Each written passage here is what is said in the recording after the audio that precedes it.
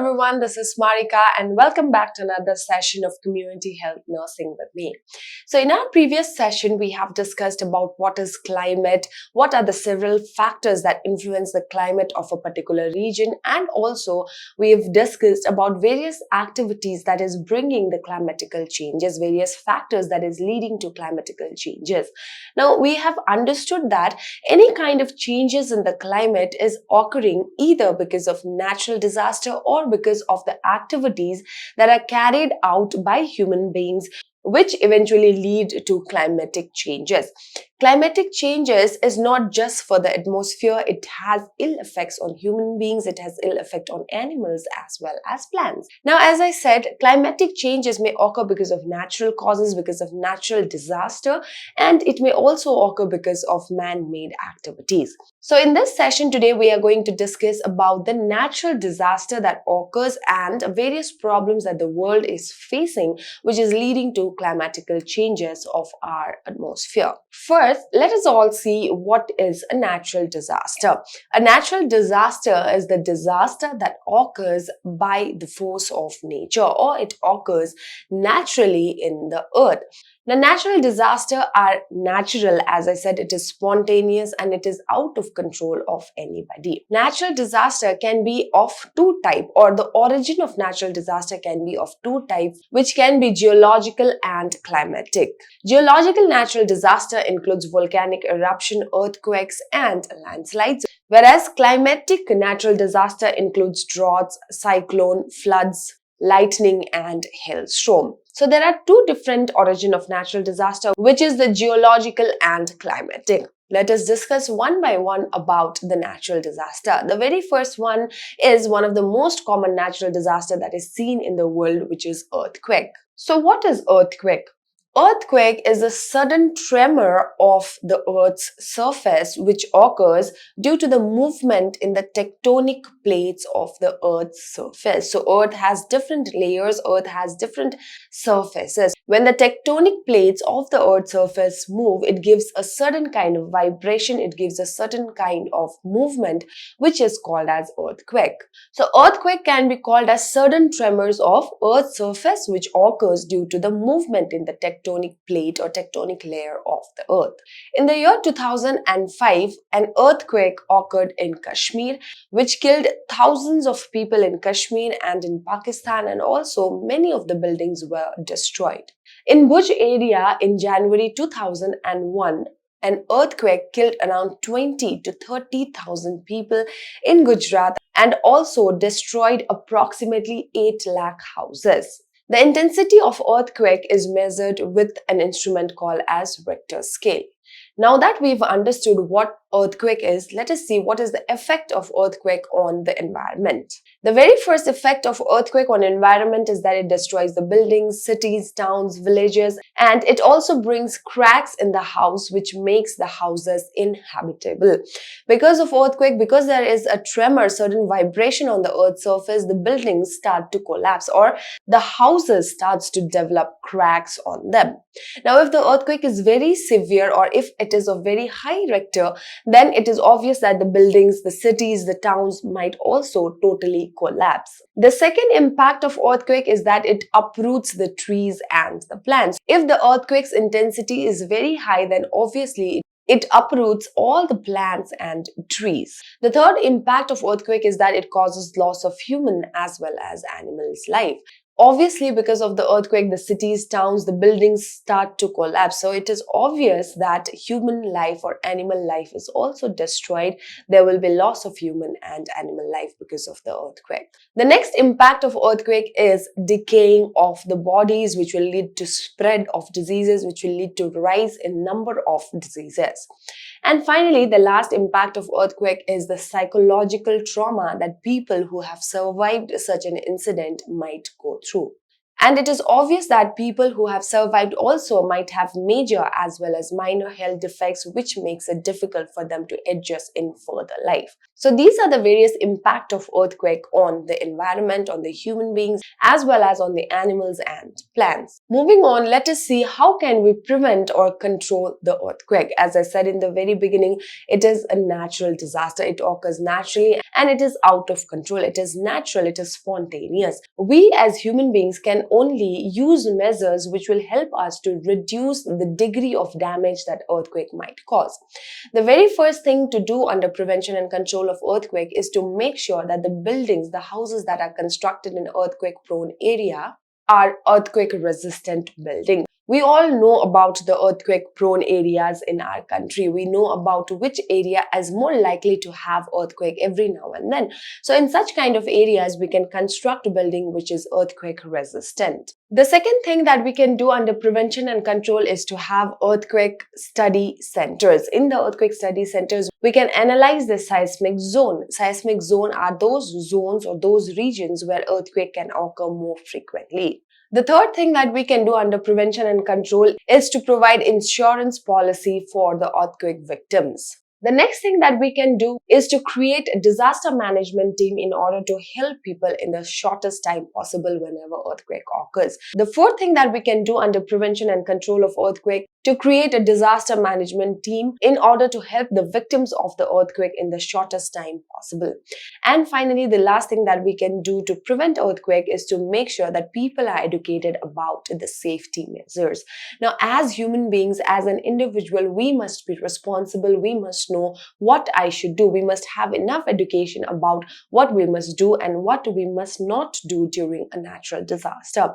Therefore, educating people helps people to take care of themselves, thereby reducing the mortality related to natural disaster. I hope you've understood the first natural disaster, which is earthquake. Earthquake is one of the most frequently occurring natural disaster that causes harm to human life, to plants, animals, as well as to the entire cities and towns. There are various effects of earthquake on environment and there are various ways through which we can prevent and control earthquake. The next natural disaster that we are going to study is tsunami.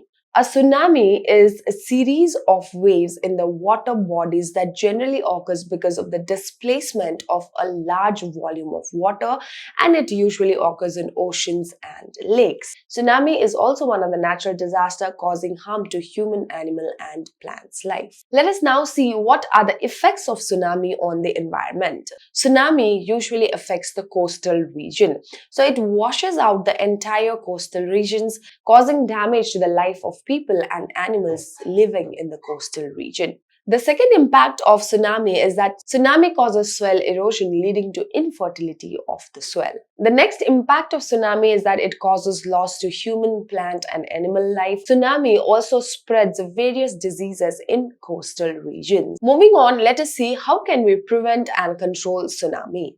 The very first measure that comes under control and prevention of tsunami is to plant more number of trees, especially in the coastal areas. The second thing that we can do in order to prevent and control tsunami is timely information and evacuation of the people from coastal regions. Now you have to understand, tsunami usually hits the coastal area because we have already discussed tsunami is a series of wave of the water that usually occurs because of the displacement of large volume of water.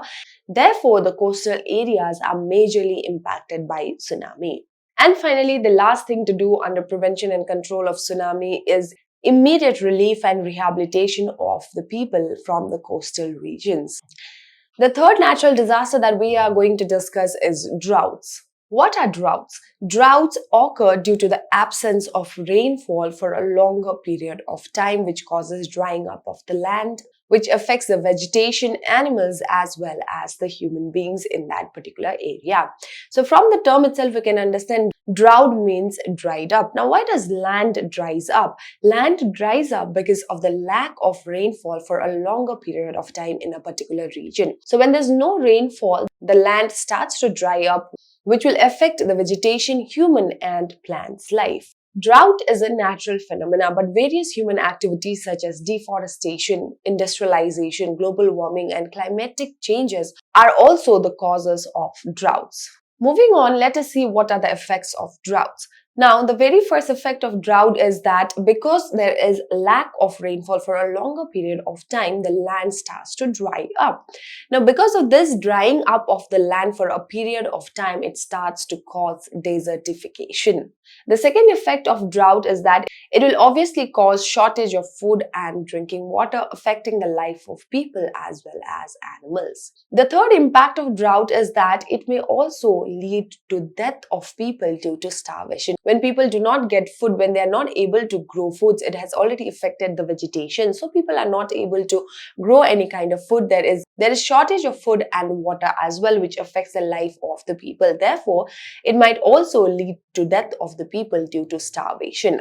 Not just death, but lack of food or shortage of food may also cause various problems of undernutrition. Let us now move on and see the prevention and control of drought. The very first thing to do in order to prevent the drought is to use canal irrigation. If there's shortage of water, then we must use canal irrigation. The second thing that we can do in order to prevent ill effect is to supply food and water for the people in the drought-prone area. The next natural disaster that we have is flood. Now, drought occurs because of the absence of rainfall over a period of time, whereas floods occur due to excess rainfall in a particular region over a period of time. Because of the excessive rainfall, it starts submerging the surrounding area, affecting the human population. Moving on, let us see what is the effect of flood on the environment. The very first effect, like every other natural disaster, is that there is loss of people, animal, and plants' life. The second impact is that it causes damage to the houses, bridges, roads, buildings, etc. The third impact of flood is that it causes damage to agricultural crop. Flood also causes shortage of drinking water, food, and electricity. The next impact is that flood also causes contamination of water, and if the water is contaminated, it will lead to spread of various diseases, causing various kind of illness in human population. Moving on, let us see how we can prevent and control floods. The first thing to do in order to prevent and control flood is proper embankment of water bodies. Another way to prevent flood is growing more number of trees and plants. The next thing that we can do is to educate the people about the safety measures and what they should do, what they should not do, and what must be done during the time of flood. Another way to control the degree of damage is to provide people with food, cloth, and safe drinking water, as well as provide various healthcare services available for the victims. And finally, we can create proper drains in order to drain out the water during the rainy season. The next natural disaster that we are going to discuss is a cyclone. What is a cyclone? A cyclone is a powerful circular or oval swirling storm of high velocity that usually occurs in coastal areas, and it usually generates as a wave. Now, let us see what are the effects of cyclone on the environment. The very first effect of cyclone is that it damages the human life, it uproots the plants, and also causes damage to animals' lives. So there will be damage to the human, animal, and plants' life. Cyclone is one of the major cause of flood, landslide, and heavy rainfall in the hilly regions. Now, let us see how cyclones can be prevented. In order to prevent cyclone, the first thing that can be done is afforestation. The second thing that can be done in order to reduce the intensity of the cyclone is to construct the windbreakers. The third thing that can be done is to create awareness among the people about the cyclone and construction of cyclone-proof houses. And finally, speedy evacuation, relief, and rehabilitation of the victims must be done. Another natural disaster we have for discussion today is landslide. What is a landslide? A landslide is a sudden downslope movement of the mass of the rock or the swell which occurs due to gravitational pull. Now, landslide can be slow-moving landslide or it can be a sudden fast-moving landslide. In India, landslide usually occurs in the Himalayan region and in the Western Ghat, and landslide it usually occurs because of heavy rainfall, flood, earthquake, and the landslides usually occurs because of earthquake, flood, heavy rainfall, deforestation, as well as agricultural cultivation. Let us move on and see the effects of landslide on the environment. The very first effect is that landslide blocks the road, it uproots the plant as well as it buries the building. As I said, landslide is a sudden downslope movement of a mass of rock or swell, right? Now this, when it moves down due to gravitational pull, it blocks the road, it even buries the houses and it uproots the plants. The second impact of landslide is that it affects the communication services, it affects the water supply as well as the power supply of the area. Moving on, let us see how can we prevent and control landslides. The first thing that can be done in order to prevent landslide is afforestation. The second thing that can be done is to avoid construction in slopy regions and making a concrete support at the base of the slope. So that is all about the landslide. We've come to the end of today's discussion, and to summarize, today we have discussed about natural disaster which occurs and which causes climatic changes as well. Under this, we have discussed about earthquakes, we have discussed about tsunamis, landslides, droughts, floods and cyclone. Let us quickly recapitulate what we have discussed. What are earthquakes? Earthquakes are the sudden tremor or sudden vibration that occurs on the earth's surface due to the movement of the tectonic plates of the earth's surface. Earthquake occurs very frequently and has various ill effects on the health of the people as well as on the environment. It uproots the plant, it destroys the houses, cities and towns, and also causes psychological trauma for the people who have survived. The second natural disaster that we discussed is a tsunami. A tsunami is a series of waves that occurs due to the displacement of large volume of water bodies, and it usually affects the coastal regions. Tsunami also has various ill effects on the health of the people, on human beings, on animals as well as on plants. And tsunami usually washes out the coastal regions. Planting more number of trees and immediate relief and rehabilitation of the people in the coastal region is the way through which we can prevent and control tsunami. The third thing that we have discussed under natural disaster is drought, where we have seen that drought occurs due to the absence of rainfall over a period of time in a particular region, which causes desertification. And because there is drought, because there is desertification, it also affects the vegetation, it affects the life of the people as well as animal. So when the swell of the area, when the land of the area is totally dried up, it is obvious that there will be no growth of any kind of food and vegetable, which will cause shortage of food supply as well as water supply in the people of that particular area.